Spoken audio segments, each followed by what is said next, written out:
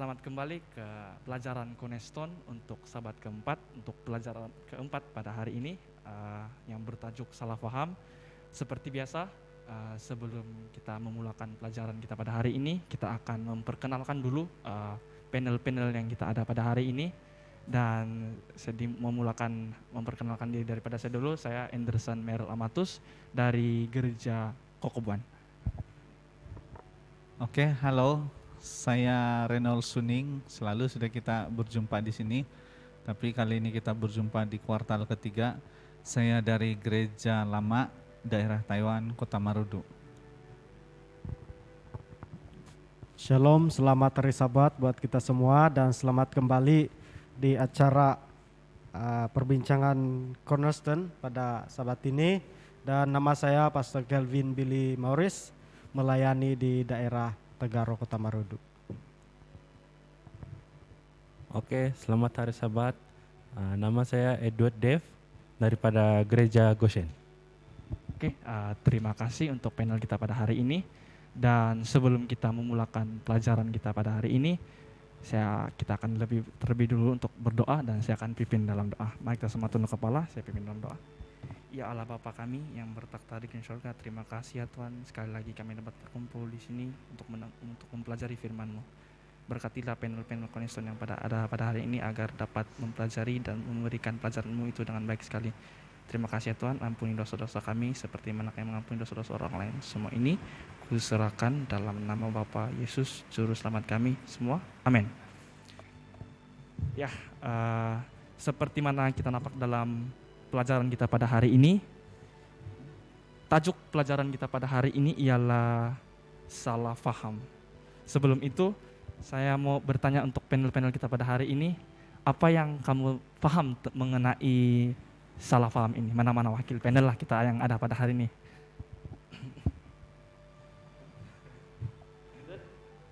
Edward ada. Kalau saya salah paham tuh satu yang tidak jelas lah, ayat ataupun penerangan yang tidak jelas, sampaikan orang misunderstood atau asalnya dari miscommunication lah kan. Nah itu jelas saya boleh paham yang salah paham. Oke, terima kasih untuk Edward. Oke, inti cerita kita pada hari ini terdapat dalam Yohanes 6 ayat 42, tapi terlebih dahulu saya akan membacakan ayat kunci di sini yang berbunyi, kata mereka, bukankah ia ini Yesus, anak Yusuf yang ibu bapanya kita kenal?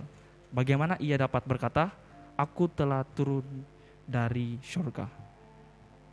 Dan dalam ayat kunci ini kita boleh tanya antara dua pastor di sini, kita ada dua pastor di sini, apa yang kita boleh kaitkan dengan tajuk kita ini, yaitu salah faham dengan ayat kunci kita pada hari ini. Sebelum Pastor Billy akan menambahkan dari pengamatan saya untuk sejauh ini di ayat kunci ini, macam sesuatu situasi yang tidak sama dengan ekspektasi. Kan dia orang-orang di sana expect bahwa satu yang besar, tapi yang ada rupanya suatu yang menurut mereka kecil. Kan Yesus bilang kalau di sini aku adalah roti hidup, aku datang dari surga, dia bilang kan. Tapi orang-orang di sana mengenal dia sebagai hanya seorang tukang kayu. Jadi di sana timbul salah paham. Macam mana kan boleh terjadi timbul salah paham di sana. Mungkin Pastor Billy ada mau ditambahkan. Baik, terima kasih Pastor Renol. Jadi tidak banyak yang boleh saya tambahkan untuk di ayat kunci ini karena kita akan membahas lebih dalam lagi nanti dan sudah dijelaskan dari Pastor Renol juga sendiri tadi ya, sebab pada waktu itu orang-orang berpikir Mesias yang akan datang itu adalah orang yang pribadi yang berkuasa, berpengaruh dan sebagainya. Tetapi kemudian yang datang jauh daripada ekspektasi itu tadi, sehingga ada salah paham di situ ya. Tetapi saya percaya ini akan dibahas lebih dalam lagi nanti. Terima kasih untuk Pastor dan Pastor Willy. Sekarang ialah sudut flashlight yang akan dibacakan oleh Edward. Oke, saya baca flashlight. Si pemberi mana sedang berdiri di tengah-tengah mereka. Kristuslah yang telah memimpin orang Ibrani melalui padang gurun dan memberi makan kepada mereka setiap hari dengan roti dari surga. Makanan itu melambangkan roti yang sebenarnya dari surga, roh yang memberi hidup, yang mengalir dari kepenuhan Tuhan yang tidak terbatas, ialah mana yang benar. Yesus berkata, kerana roti yang dari Tuhan ialah roti yang turun dari surga dan yang memberi hidup kepada dunia. Yohanes 6 ayat 33. Masih dalam keadaan memikirkan bahwa makanan jasmanilah yang dimaksudkan Yesus. Beberapa dari para pendengarnya berseru, Tuhan, berikanlah kami roti itu senantiasa. Kemudian Yesus berkata dengan jelas, akulah roti hidup. Oke, terima kasih Edward. Oke, dari ayat kunci dan flashlight kita sebentar tadi, kita boleh lihat visualisasi ataupun mukadimah untuk inti cerita kita pada hari ini. Dan sebelum kita mengetahui lebih lanjut dalam inti cerita ini, seperti biasa kita akan masuk di apa pendapat Anda. Di sini dia bilang, pikirkan mengenai masa di mana Anda menjadi salah paham dengan sesuatu message atau seseorang yang lain dan salah paham terhadap Anda. Sebagai akibatnya apa yang terjadi. Maksudnya di sini kita boleh share lah apa yang pernah berlaku dalam hidup kita, yaitu salah paham, lebih dikenali sebagai salah paham, ataupun message yang kita dapat dari salah paham itu. Siapa-siapa sajalah dari sini panel kita yang ada. Boleh bagi. Kalau salah paham kan,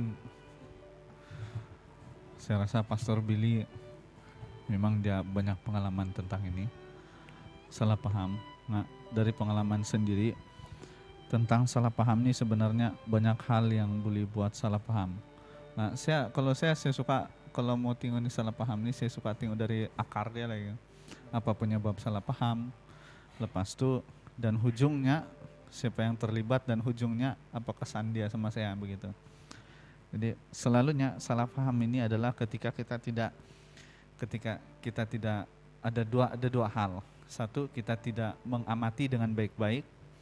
Yang kedua, kita ini masih masih stick sama kita punya pemikiran, masih melekat sama pemikiran kita sendiri. Jadi itu yang buat kita salah paham. Yang kadang-kadang itu timbul daripada ekspektasi kita yang berbeza daripada apa yang sepatutnya terjadi. Jadi timbul salah paham. Oh, bukan begini pula nih kan. Begini pula dia nih buat kadang-kala macam yang buat kesimpulan, bah. Kita buat kesimpulan dari apa yang kita pikirkan. Jadi bila terjadi satu perkara rupanya berbeza, salah paham sudah kita. Aduh, kok berbeza. Jadi kesan dia kalau sama diri saya kan macam selalunya berimpak negatif, bah, sama saya. Berimpak negatif. Sebab pergi hujung dia kan memang negatif lah. Kalau mula sudah negatif, tidak mungkin akhir dia positif kan. Asal mula negatif, negatif lah tuh. Gitu saja. Jadi mungkin itu saja dari saya. Mungkin Pastor Billy boleh share dia punya pengalaman tentang ini. Oke, dari saya tidak juga akan share pengalaman saya secara spesifik, tetapi kalau kita bercakap tentang salah paham ini ataupun salah menyampaikan suatu message itu ataupun salah memahami satu message dari siapapun itu adalah perkara biasa yang sudah kita sering dengar maupun kita alami sendiri kan. Jadi sudah tentu seperti mana disebutkan tadi akan selalu, saya tidak tahu kalau ada kesan positif untuk ini, tetapi bagi saya cenderung kepada negatif saja ya. Mungkin itu berlaku oleh karena memang masalah diri sendiri juga, keegoan sendiri juga, mau penting diri sendiri, tidak mau kalah dan sebagainya. Tetapi juga walaupun mungkin kita sudah menjadi yang paling rendah hati, tetapi tetap terjadi juga salah paham. Karena kita masih ada kekurangan, yaitu kita tidak dapat mengerti semua hal, ya, sehingga itu membuat salah paham itu terjadi, dan akhirnya apa akibatnya? Banyak, ya, bermacam akibat itu yang kita boleh sebutkan. Mungkin terjadi yang satu respon dia menjadi marah, ya, pertentangan, pergaduhan. Ada yang satu mulai membenci yang satu lagi dan sebagainya. Tetapi kembali lagi cenderung ataupun akhirnya kesan yang negatif juga, ya. Terima kasih dari Pastor Reynold dan Pastor Billy. Sejak Pastor Billy cakap pasal kesan negatif, terus saya terpikir, betul. Saya dulu saya kasih cerita lah pengalaman saya lah dari apa pendapat Anda di sini. Dibilang kalau dulu masa saya tingkatan berapa? Mulai tingkatan 3 lah.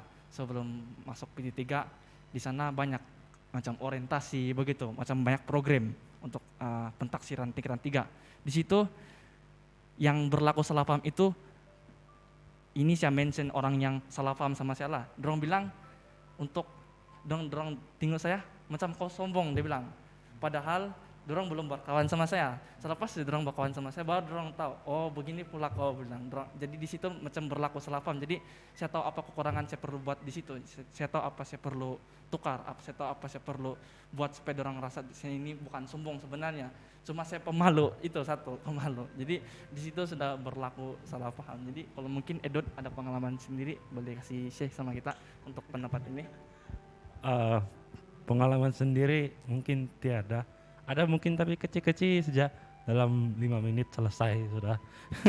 Kalau yang besar-besaran saya pernah dengar sejarah cerita pengalaman orang lain yang pasal contoh lah, pasal tanah, pasal duit, atau pasal biasa saya dengar pasal macam-macam lah. Jadi salah paham yang saya boleh katakan di sini, saya sudah dengar dari Pastor Reno sama Pastor Billy, memang saya setuju dan terusnya tidak boleh tambah sudah.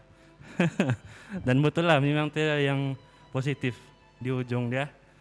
Ujung dia kalau mau selesai pun saya rasa ego kena turun dan tidak yang menang lah kalau boleh. Itu jadi saya boleh cakap lah pasal salah paham. Terima kasih untuk Edward, untuk semua pendapat masing-masing.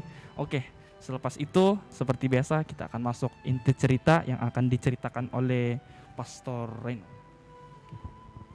Oke, terima kasih Arel.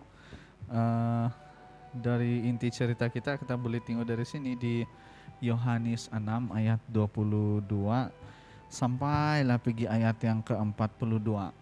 Jadi di sini kita sudah boleh nampak di sini dalam Yohanes 6 nih, dia punya kesinambungan dari cerita waktu Yesus dan murid-muridnya pergi ke Danau Galilea.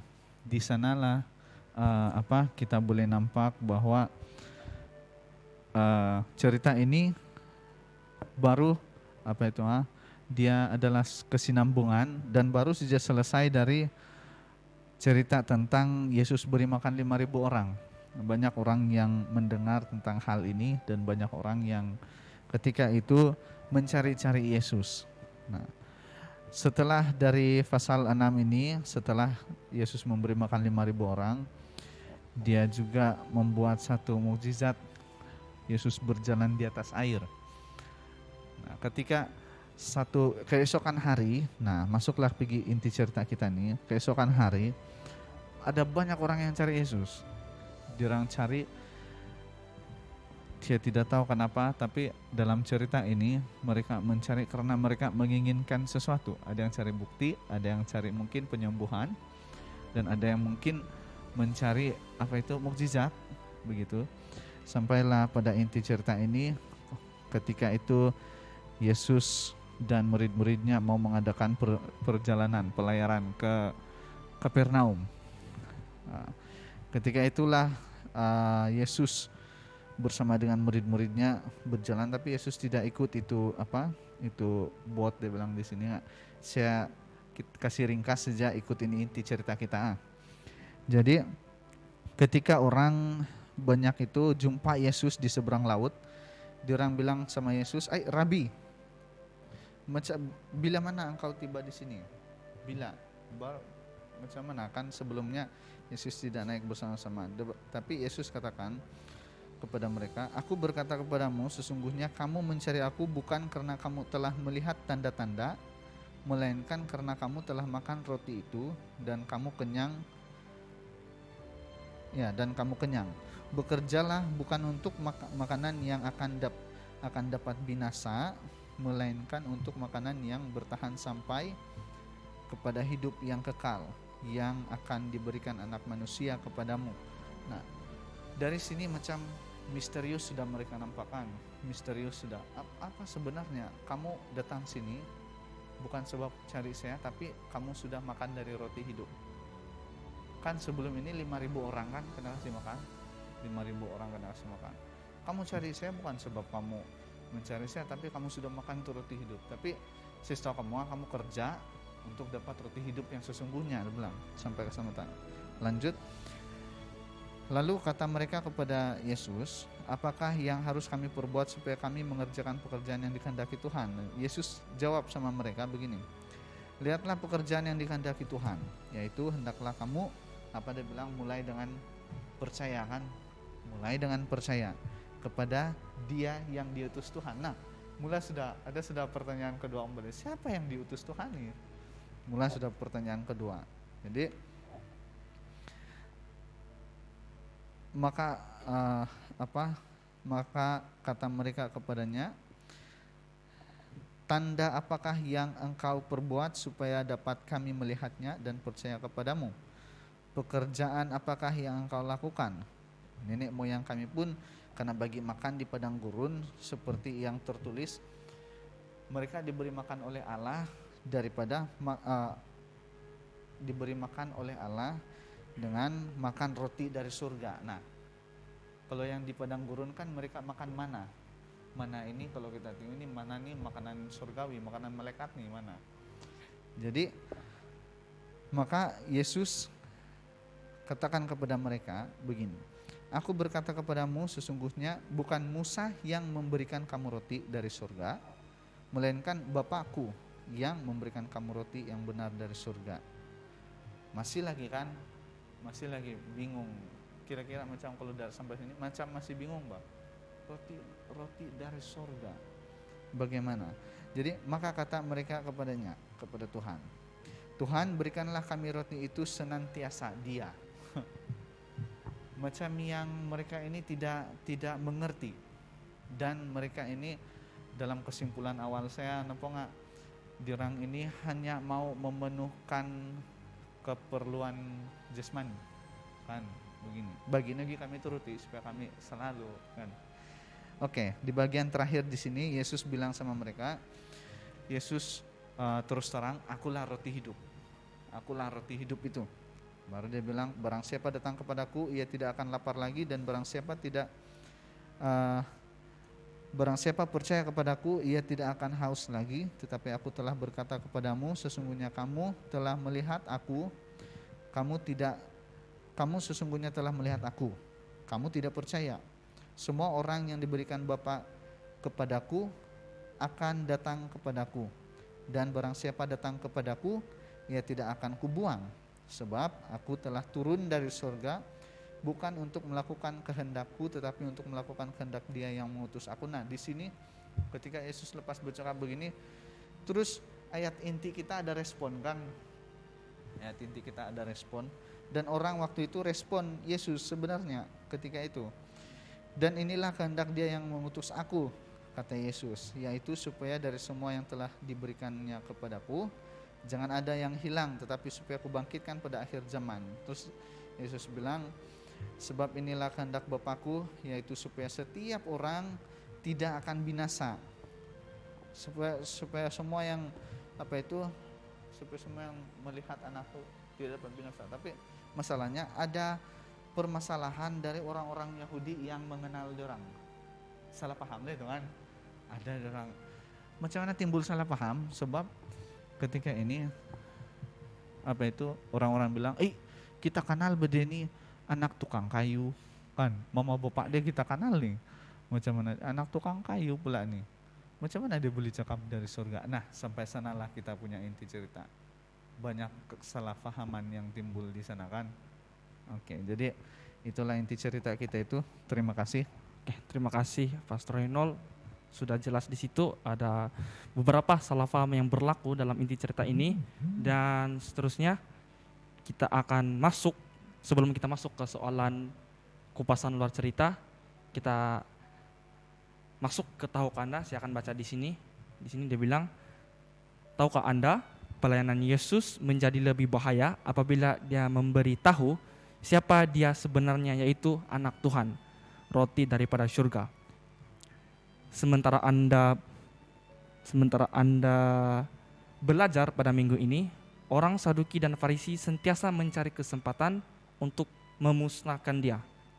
Tekanan yang diberikan menjadi teruk setahun sebelum kematian Yesus. Sehingga kan Yesus terpaksa pergi ke sebuah negeri yang disebut sebuah negeri Finisia, dibilang di sini. Tempat di mana sedikit orang Yahudi. Yesus dan murid-muridnya coba untuk tidak menonjol di tempat tersebut, tetapi masa mereka berada di tempat tersebut tidak dibazirkan. Yesus menggunakan masa mereka di Finisia untuk membiasakan murid-muridnya dengan keperluan mereka yang tidak percaya, dan Anda boleh melihat hasil daripada usaha Yesus ini. Oke, selepas kita tahu ke Anda di sini, kita akan masuk ke kupasan luar cerita di sini. Untuk soalan pertama, dia cakap di sini, baca keseluruhan cerita Alkitab pada minggu ini dan letakkan tanda, dia bilang, pada bahagian cerita yang menunjukkan potensi yang disalahpahami. Kalau di rumah, yang ada di rumah ada buku Cornerstone, kita boleh tanda di mana bahagian cerita yang berpotensi untuk disalahpaham di sini. So, untuk saya boleh tanya di sini panel daripada si Edward, di mana yang kita boleh nampak ada potensi untuk disalahpahami di sini? Di mana tuh dia punya bahagian cerita? Kalau saya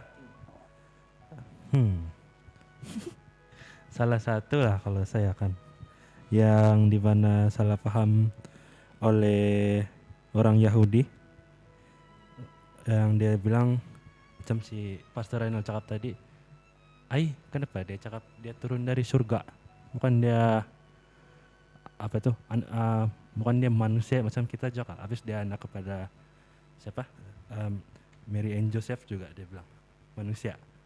Nah, itu salah satu lah. Terima kasih. Oke, kita lanjut soalan seterusnya. Dibilang di sini ada 3 soalan dalam satu soalan ini, dibagi dalam tiga bentuk soalan. Dibilang di sini, siapakah karakter utama di dalam drama ini dan bagaimana reaksi mereka terhadap Yesus dan bagaimana pula reaksi Yesus terhadap mereka. Saya rasa ini Pastor Billy ada jawabannya di sini. Oke, sebenarnya tidak banyak juga dibahas di sini sebab sudah dibahas tadi kan dalam inti cerita. Para orang-orang yang pada waktu itu, para orang Farisi, orang Yahudi, Yesus dan juga murid-muridnya sendiri.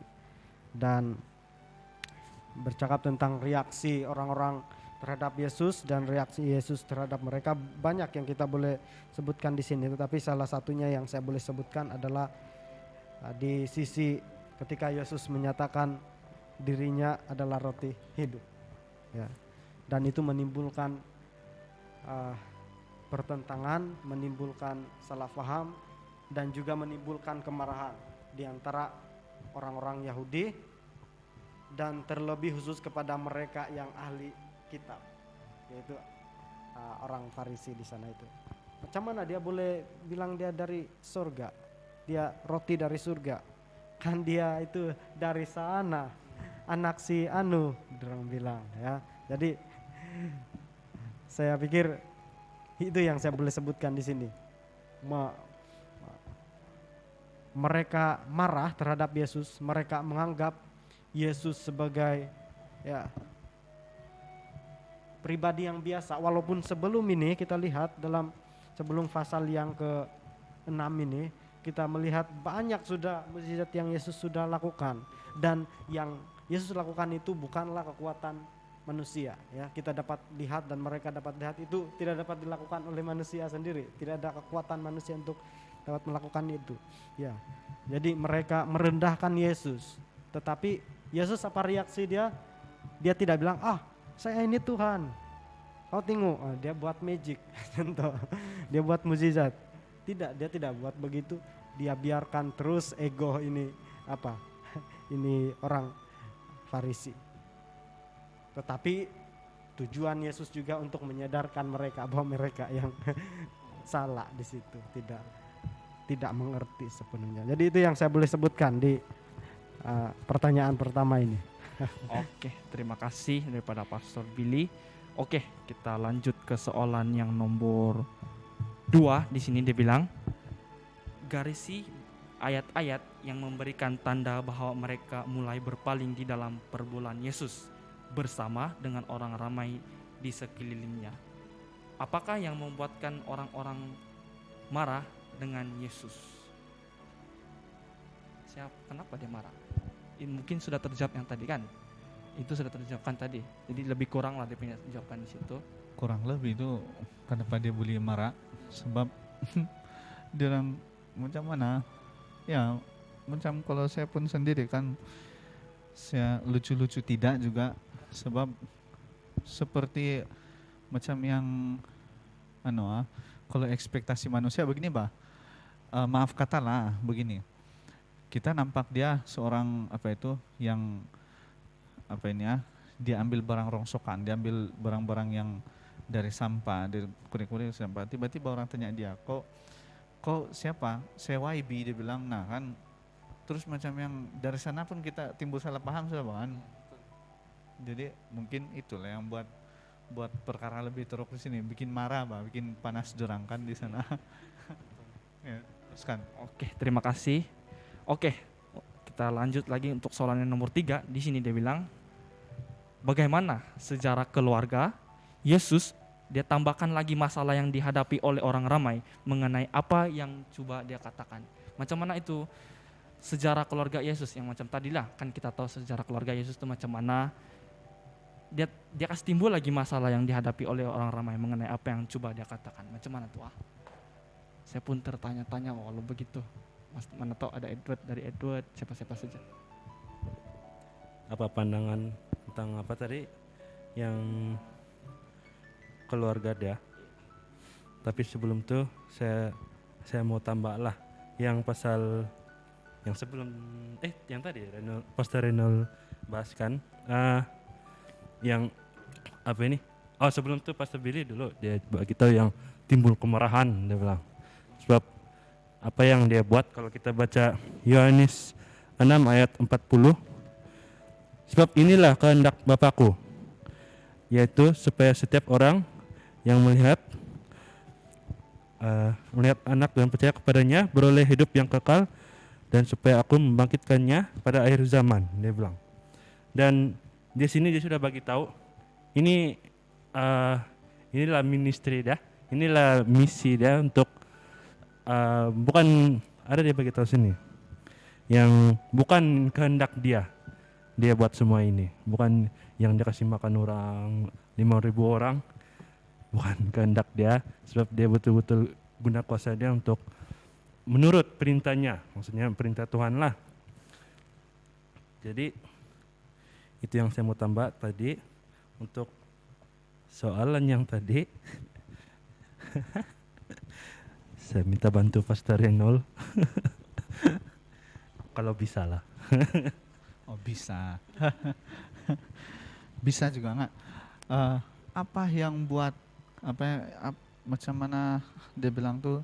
Dia bilang bagaimana sejarah keluarga Yesus. Nah berarti apa yang di belakang Yesus from the past kan affect the future gitu kan. Boleh juga kan Nong Giris ya. Nggak, macam mana sejarah keluarga Yesus menambah buruk lagi keadaan. Kan sudah yang di hujung sudah dia bilang tadi, saya kenal nih bapak dia sama mama dia. Dulu maaf kata lah, ini dia punya reality lah kan. Dulu dia ini lahir, bapak mama dia belum lagi ada ikatan rasmi. Bahwa kan Yesus dia bilang tadi, macam saudara Edward bilang tadi, dia bilang makan roti hidup dan kamu ini akan selamat kalau terima roti hidup kan. Berarti kalau saya tidak terima Yesus, berarti saya tidaklah selamat di lain kali. Macam mana saya boleh selamat sama orang tukang kayu kan? Nah ini tambah buruk keadaan di sana. Mungkin Pastor Billy ada ulasan tentang begini hal ini. Jadi ini adalah berkaitan dengan memahami sesuatu dengan cara yang salah. Perkara rohani kita tidak dapat pahami dengan cara dunia. Ya, dunia tidak dapat memahami dengan cara dunia ini perkara surgawi. Ya, jadi apa yang berlaku di dalam kisah ini, kisah pasal 6 ini sebenarnya terjadi bukan pada waktu itu saja, tetapi selepas itu banyak kali berlaku dan sebelum itu berlaku. Salah satu contohnya kita dapat lihat dalam Yohanes pasal 3. Seorang pemimpin agama yang bernama Nikodemus, bila Yesus bilang kamu tidak akan diselamatkan kalau kamu tidak dilahirkan kembali. Terus dia berpikir, macam mana saya boleh lahir kembali? Dia punya bayangan, dia masuk lagi pergi perut mama dia kemudian keluar. Sebab dia memahami itu dengan cara yang salah. Ya. Kita tidak dapat memahami hal-hal surgawi dengan pikiran kita secara duniawi, tetapi juga harus diterima dan difahami dengan cara surgawi juga. Dan hal yang berlaku kepada mereka, orang-orang yang ada di situ, terlebih kepada orang Farisi pada waktu itu. Mereka menerima kebenaran yang Yesus sedang nyatakan di dalam pasal ini, bahwa akulah roti hidup. Ya, dengan cara dunia. Ya, dunia pikir sudah tentu akan membandingkan keluarga Yesus dan surga. Kita lihat kalau dibandingkan surga dengan asal-usul Yesus ini sangat jauh. Dan mungkin boleh juga kita sampai kita boleh bilang tidak dapat dibandingkan sebab sangat kecil kan. Ya, sebab kehidupan Yesus di bumi, dia tidak lahir sebagai raja, dia tidak lahir sebagai orang bangsawan, terpelajar dan sebagainya. Bahkan Yesus tidak pernah kena hantar sekolah di sekolah gereja waktu itu. Ya, ada sekolah agama waktu itu, tapi tidak dihantar di sana. Ya, dan Yesus sebagai anak tukang kayu dan dia juga sebagai tukang kayu pada waktu itu. Ya. Tetapi kemudian, kenapa ini menambahkan lagi masalah? Sebenarnya yang menambahkan masalah itu bukan latar belakang Yesus itu sebenarnya, tetapi cara pikir orang-orang yang sedang bertanya waktu itu. Cara pikir yang salah, memahami sesuatu pelajaran surgawi dengan hal duniawi. Memang dari sisi dunia mustahil lah orang yang begitu rendah rupanya turun dari surga. Ya. Jadi itu yang boleh saya tambahkan di sini. Terima kasih. Dan kita lanjut untuk soalan seterusnya di sini. Apakah dua pelajaran yang kita boleh dapat daripada inti cerita kita pada hari ini? Mungkin dari si Edward sudah sedia dua pengancaran dia boleh dapat hari ini. Apa yang saya boleh paham lah kan? Apa yang saya boleh paham dari pelajaran hari ini? Ini saya pernah dengar, saya lupa di mana saya dengar, tapi pastor yang bagi tahu lah. Tuhan bercakap sama manusia menggunakan perumpamaan. Sebab itu yang manusia boleh paham. Sebab kalau dia cakap gitu katalah siapa dia akan guna perumpamaan agar manusia paham. Itulah kenapa banyak salah paham di sini. Contoh di sini dia bilang moyangmu telah makan mana di padang gurun dan mereka telah mati. Bukan mati sebab makan tuh makanan mana. Nah itulah. Dia bukan mati sebab makan makanan mana. Tapi apa yang saya boleh paham, perumpamaan dia di sini, dia tidak terima Yesus macam akulah roti hidup dan apa ini? Aku yang turun dari surga dan ayat akulah roti hidup Yohanes 6 ayat 48, maksud dia terimalah saya dan teruskan percaya pada saya. Dan moyangmu mati, dia bilang sini sebab makan mana di padang gurun. Dia bilang itu yang saya boleh paham lah, dia guna perumpamaan. Kalau kau terima saya, kau dapat kehidupan kekal, dan orang yang tidak percaya, itulah dia tidak dapat kehidupan kekal. Itu sejalah dari. Terima kasih untuk Edward. Mungkin ada tambahan dari pastor, satu orang satu pun boleh. Kita boleh bagi di sini pelajaran pengajaran. Saya biasa minta tambah Pastor Billy nih, tapi saya bagi dulu sedikit yang dari pendapat saya yang dia bilang di sini kan, apa pendapat Anda? 2 pelajaran yang lain mungkin ada lagi kan di dalam. Tapi yang saya terspot beberapa perkara, sebab ini saya ada bawakan juga dalam renungan belia ketika malam hari Selasa yang lalu, malam hari Rabu atau malam hari Selasa yang lalu. Bila saya terbaca tadi dalam ini cerita di mana orang datang minta sama Yesus, orang datang minta sama Yesus. Dorang salah paham, dorang ingatkan itu roti hidup kan, itu roti itu kan sebelum ini 5.000 kan nasi makan. Dorang kira itu adalah roti untuk roti hidup.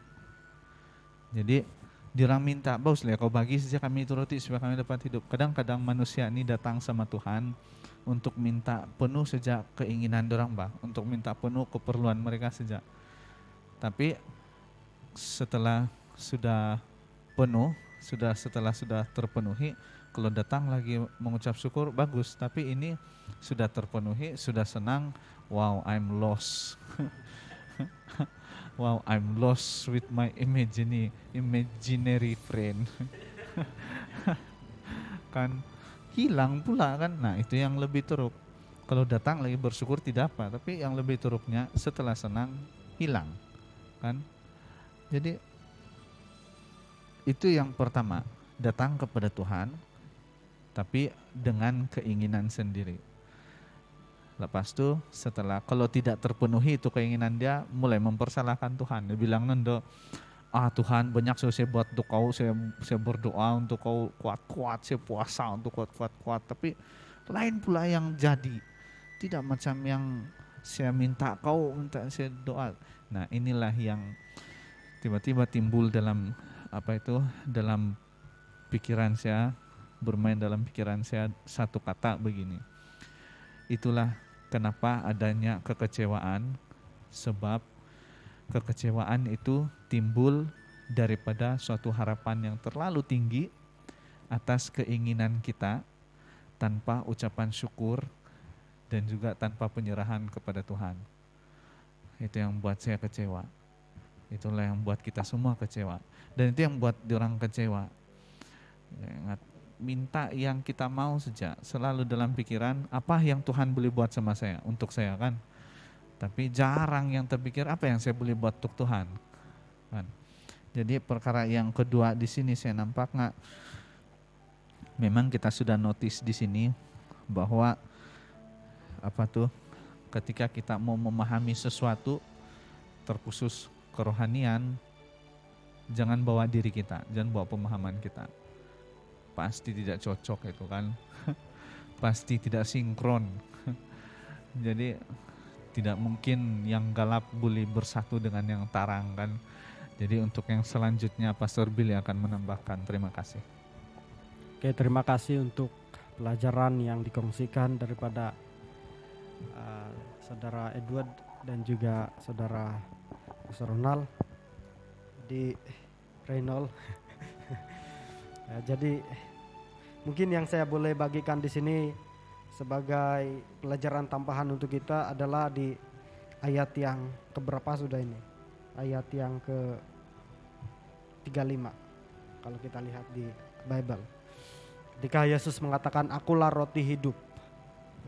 Saya bacakan kembali, "Akulah roti hidup, barang siapa datang kepadaku ia tidak akan lapar lagi, dan barang siapa yang percaya kepadaku ia tidak akan haus lagi." Dan saya lanjutkan baca di ayat dalam pasal yang sama, ayat yang ke-50 sampai 59. Tapi saya hanya ringkaskan. Di ayat 53 Yesus katakan, "Sesungguhnya aku berkata kepadamu, jika kamu tidak makan tubuh anak manusia dan minum darahnya, kamu tidak mempunyai hidup dalam dirimu." Kalau orang-orang sekarang, orang modern sekarang mungkin berpikir, apa ini Yesus? Dia bilang jangan membunuh, tapi dia ajar pula kanibalisme. Makan daging manusia, makan darah manusia. Sebab itu ayat yang ke-50 berapa itu? Ayat yang ke-60. Diorang bilang, antara murid yang mendengar katanya itu, ramai yang berkata, ajaran ini terlalu susah difahami. Siapakah yang dapat menerimanya? Ini dalam versi Alkitab Borneo. Tapi kalau kita lihat dalam versi Indonesia terjemahan baru, dia bilang, perkataan ini keras. Siapakah yang sanggup mendengarkannya? Sebab kan memang waktu itu tidaklah orang bilang cannibal kan, tapi kita sesuaikan dengan zaman ke sekarang. Mungkin kita bilang Yesus ini bilang jangan membunuh, tapi diajar kanibalisme kan. Kanibalisme akhirnya perlu membunuh juga, makan daging itu sendiri, daging manusia. Dia bilang makan daging saya, tapi kembali lagi kepada cerita tadi itu. Hal surgawi tidak dapat kita pahami dengan pikiran kita secara manusiawi. Jadi apabila kita belajar Alkitab, kita tidak boleh bilang hari ini saya mau belajar ini, saya sudah ada SDA Bible Commentary, saya sudah ada Spirit of Prophecy, saya sudah ada buku Nubuat untuk bahan saya pelajari ini. Walaupun sudah ada buku-buku yang lengkap untuk menjadi rujukan, kita masih belum boleh memahami ini, kecuali kita meminta Roh Kudus setiap kali kita berdoa. Ya. Siapa yang berikan Alkitab ini, sumber Alkitab ini? Bukan manusia, walaupun manusia yang dipertanggungjawabkan untuk menuliskan dalam bahasa manusia. Tapi sumbernya adalah dari Roh Kudus sendiri. Sebab itu kita harus meminta kepada sumber yang sama untuk memahami maksud daripada yang kita baca dalam Alkitab itu sendiri.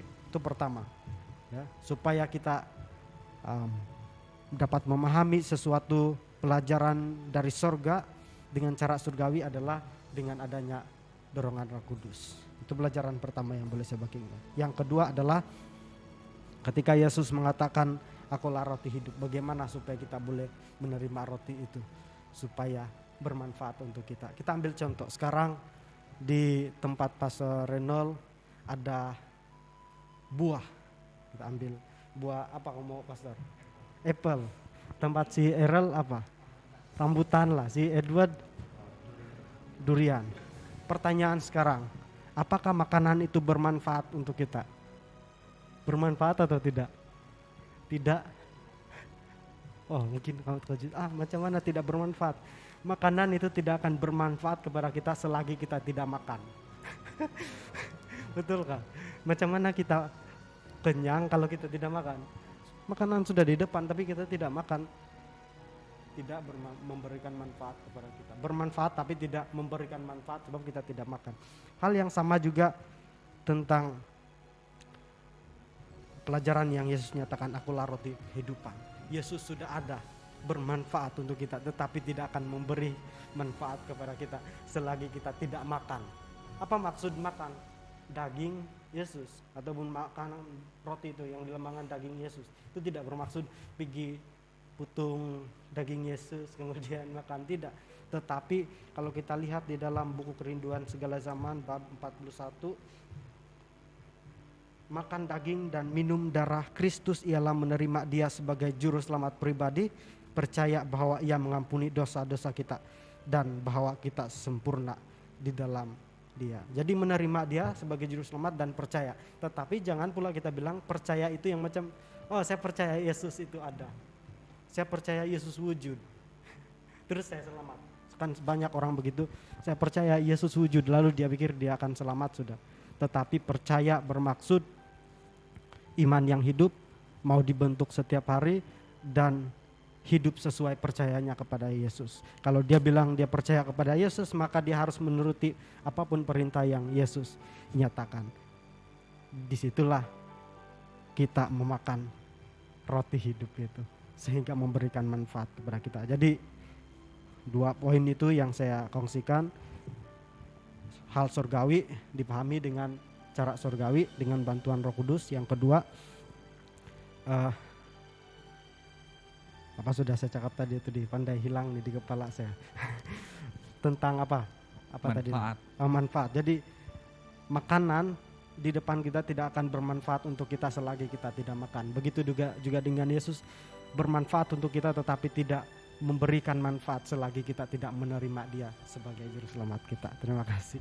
Terima kasih. Sebagaimana juga kalau Alkitab itu sangat bermanfaat, tapi kita tidak mengamalkan untuk kita membaca dia begitu. Satu soalan lagi yang saya sangat bertanyakan di sini, macam selalu saya nampak di perumpamaan dia bilang bagaimana Yesus itu sebagai sebuah roti. Dia bilang selalu kita dengar nih soalan di gereja, selalu dengar nih gereja di perbincangan panel Cornerstone di Belia tempat kami pun ada selalu nih perumpamaan berbunyi. Jadi mungkin saya minta pendapat dari panel kita di sini bagaimana roti itu Yesus itu sebagai roti.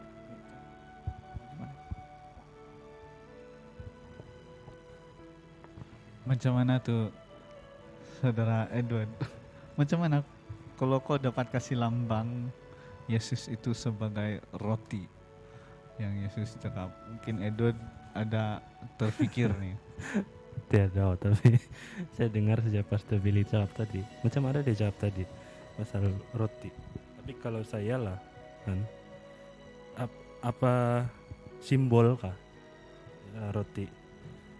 Kalau saya simbol roti yang Yesus guna adalah yang saya tahu simbol roti itu makanlah roti ini adalah badanku kayak itu begitu kan. Tapi kalau yang saya baca apa yang dia mau sampaikan sini roti itu kebaikan lah. Sebab senantiasa lah bagi roti ini kepada kami. Dia bilang tuh murid yang tuh orang dia minta. Tapi dia bilang akulah roti hidup. Jadi kalau teruskan macam Pastor Billy cakap tadi, teruskan makan. Dan bagi saya roti itu boleh dikaitkan dengan kebaikan lah atau perkongsian. Teruskanlah dan kamu tidak akan lapar lagi sebab perkongsian ini akan terus dikongsi 1, kongsi 2 sampailah ke 100 orang, sampailah ke berapa orang sudah. Nah itu jalan. Dan kalau kamu makan macam roti biasa, lepasnya lapar lagi. Tapi kalau yang itu maksud dia yang saya boleh paham lah perumpamaan dia yang kebaikan tidak akan lapar lagi. Maksudnya tidak akan habis lagi nih. Itu jalan. Terima kasih dari Edward. Mungkin ada pendapat lain dari sebelah sini, tambahan lebih daripada Saya tambahan. sangat suka. Saya nampak Pastor Billy sedang melihat beberapa komentari. Sebelum Pastor Billy sambung, saya suka tuh tanggapan dari Saudara Edward bahwa roti yang dapat dimengerti salah satunya adalah kebaikan Tuhan kan, kebaikan Tuhan. Dan bagi saya sayalah roti hidup. Roti yang macam yang Pastor Billy sudah tahu tadi lah. Ketika kita ambil bagian, sayalah roti hidup. Kalau kamu makan berarti, coba kalau roti bahkan, saya pernah gegaran aku na bagian Lawson. Nah kan keluar sudah dusun saya. Gegaran saya Lawson, begagar-gagar lagi saya lapar kan.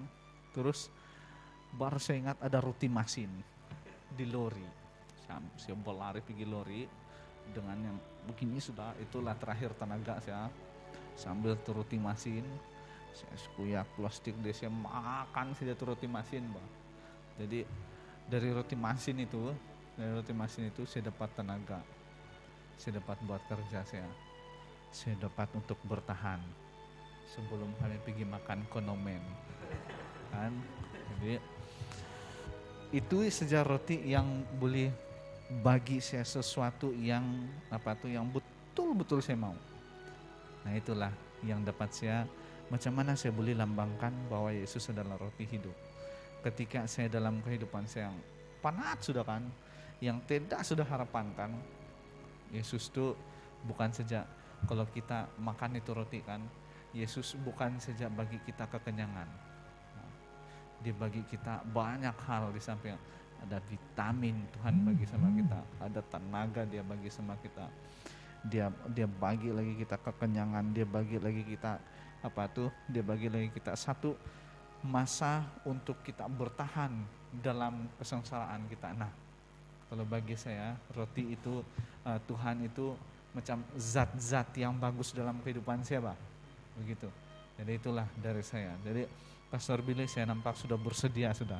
Dia tarik nafas sudah tadi saya nampak. Oke, jadi kenapa Yesus gunakan perumpamaan roti untuk dirinya sendiri? Kenapa bukan yang lain, kan? Dan kalau kita bercakap apa maksud daripada roti ini kita tidak perlu jawab lagi sebenarnya. Ini sudah terjawab sendiri, bukan lagi roti ini ada perlambangan yang lain, tapi sekali lagi perlambangan kepada Yesus sendiri sebagai roti hidup, ya. Tapi kenapa roti hidup? Ya. Inilah Alkitab dituliskan dalam bahasa manusia yang dapat dimengerti oleh manusia, dan Yesus mengatakan roti hidup pada waktu itu menggunakan perumpamaan roti hidup sesuai dengan budaya waktu itu. Kan mereka biasa dengan makan roti itu. Kan kalau kita biasa makan nasi, mungkin Yesus bilang akulah nasi hidup.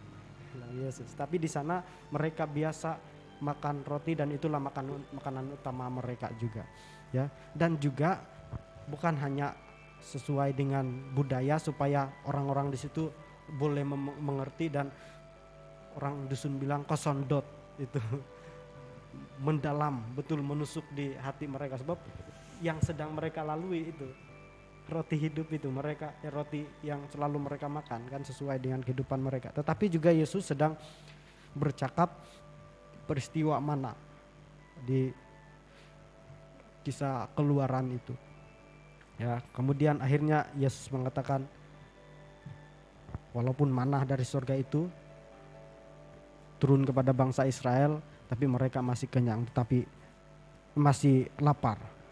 Tetapi Yesus katakan akulah roti hidup itu sendiri. Jadi kenapa roti hidup? Sudah tentu sesuai dengan budaya pada waktu itu mereka dapat pahami, dan apa lambangnya? Tiada lain sudah melambangkan Yesus, melambangkan Yesus. Ya mungkin itu yang saya boleh sebutkan. Terima kasih dari Pastor Willy. Yang saya dapat dasar ada dua. Yang pertama dari budaya dia, dan yang kedua itu dia melambangkan Yesus itu sendiri.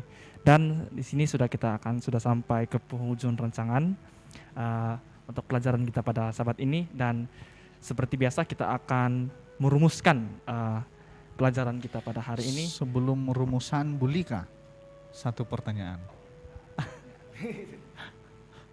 Boleh bahkan satu pertanyaan sebelum merumuskan. Sebab ini saya nampak di kita punya kita punya ayat penekanan, banyak berkata-kata tentang kita punya kehidupan bila kita pilih untuk makan roti hidup, bah. Kalau kita perhatikan baik-baik, dia punya pertanyaan atas pertanyaan ini sebenarnya. Jadi daripada yang apa pandangan yang baru mengenai Yesus. Jadi apa pandangan baru saya tentang pelajaran ini? Ialah saya tanya balik. Kalau kira-kira kamu, bah, kalau kita ikut Yesus sudah, betulkah yang orang bilang bahwa kalau sudah kita ikut Tuhan, siap tuh perjalanan kita? Yang perasaan kamu lah yang sebelum ini. Sebab saya senang, sebab Pastor Billy kalau kita tahu dulu sebelum pindah di Tagaro, dia melayani di di Saliku, ya, daerah kependetaan Saliku. Saliku tuh di bagian mana? Di Pensiangan kan, Pensiangan, dan dekat sudah sama border Malaysia Indonesia. Dan inilah saya bilang, ada sesuatu yang kita boleh dengar di sini yang akan membawa kita kepada ayat-ayat penekanan kita hari ini. Jadi sebelum Pastor Billy, mungkin saya mau dengar dulu dari Edward lah. Betulkah yang orang bilang bahwa kalau kita ikut Yesus, kalau ikut Tuhan, syok saja perjalanan kita, syok saja hidup kita, betulkah?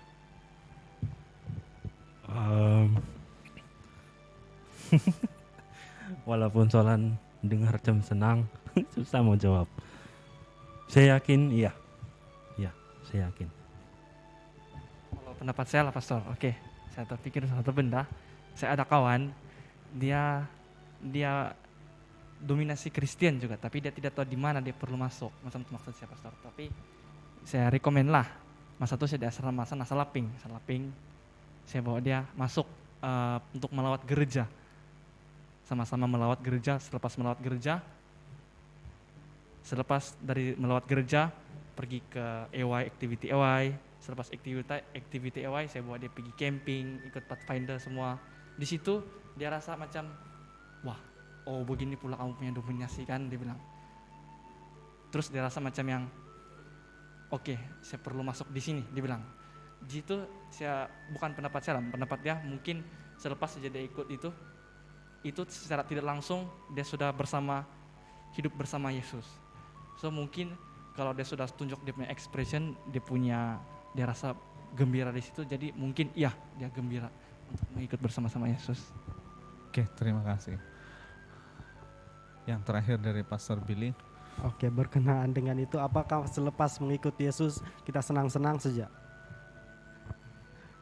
Saya punya pertanyaan lagi. Tapi terus saya kongsikan juga. Sebenarnya selepas kita ikut Yesus, kita bergembira atau berbahagia? Nah, kita bergembira atau berbahagia? Yang saya ingin kongsikan di sini adalah selepas kita menerima Yesus, jangan kita bersedia untuk bergembira. Senang-senang duduk di gereja dan kemudian ya diberkati selalu dan ada makanan cukup, lancar perjalanan semua. Tetapi kita harus ingat, kita ketika menerima Yesus, kita harus bersedia untuk menderita untuk Dia.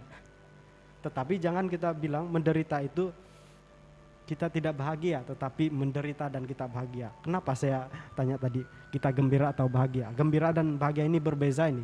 Gembira, kau ketawa lah kan, gembira.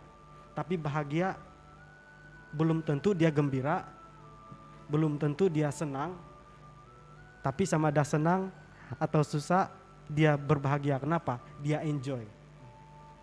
Menyebut tentang pengalaman di pensiangan, kalau saya ceritakan semua banyak yang saya boleh ceritakan, sampai moto yang saya guna sekarang boleh jadi 1, 2, 3 siri kumpulan umum sudah. Dari garis-garis dia itu, sebab masing-masing ada cerita dia. Ya. Dan ya selepas memberikan diri, menyerahkan diri untuk melayani, bukan lagi saya rasa dapat ini, tapi makin lagi banyak, tetapi saya berbahagia. Kenapa? Walaupun saya penat, walaupun hilang yang ini, hilang yang itu, tapi saya berbahagia. Kenapa? Saya enjoy, saya lebih puas. Kalau kau gembira saja tidak puas tuh. Tapi kalau kau berbahagia, susah kah senang, kau enjoy, tetap enjoy dan kau puas hati. Wah, sudah penat hari ini, begini lagi pulang rumah, tapi puas. Berbeza dengan gembira, ya. Kau dapat duit dan sebagainya, kau gembira, tapi kau belum puas. Ya, jadi ingat, jangan bersedia untuk bersenang-senang sejak selepas menyerahkan diri kepada Yesus, tetapi bersedia juga untuk menderita. Tetapi jangan pula kita bilang, oh saya tidak mau menderita terus, tapi di sebalik menderita itu ada kebahagiaan, dan tidak juga maksud saya sini, selepas kau ikut Yesus kau akan sentiasa sejak fail dan sebagainya. Tetapi maksudnya adalah ada waktunya senang dan ada waktunya susah juga. Ya, yang pasti Tuhan akan berserta. Dan dari kesaksian saya sendiri juga, sewaktu di sana, first saya masuk di sana satu orang, berapa kali saya jatuh, tetapi yang keluar dari mulut saya sebagai seorang yang pesimis dari dulu, tidak pun keluar ayah saya menyesal karena antar di sini, tapi dari keluar mulut saya, wah bagus saya jatuh tadi, bagus saya apa tadi dan sebagainya. Ya, jadi saya pikir itu yang dapat disampaikan. Itulah rumusan dari Pastor Billy kan. yang saya perlukan. Oke, untuk itu kita akan menutup dengan doa yang akan diketuai oleh Pastor Billy. Baik, mari kita tunduk kepala dan kita berdoa. Maha besar di surga, terima kasih untuk pelajaran yang istimewa pada Sabat ini dengan tajuk salah faham. Kami mohon ampun atas segala kesalahan kami, terlebih di hal pengajaran Yesus yang selalu kami salah fahami. Sama ada oleh karena keegoisan kami, kesombongan kami, dan kekerasan hati kami sendiri, sehingga tidak dapat mengerti hal-hal surgawi dengan cara yang benar, yaitu memahami dengan cara kami sendiri, mengandalkan pikiran kami sendiri untuk mengerti hal-hal surgawi. Tetapi ya Tuhan, doa kami agar kiranya membuat kami lebih mengerti lagi akan banyak hal di dalam Alkitab. Bukan hanya mengerti tetapi mengaplikasikan dalam kehidupan kami, sehingga tidak ada salah faham dan pengertian dari surga menguasai kami semua, para belia dan semua kami. Terima kasih Tuhan untuk hari Sabat hari ini. Di kebaktian seterusnya Engkau terus memberkati kami. Dalam nama Yesus Kristus kami berdoa. Amin.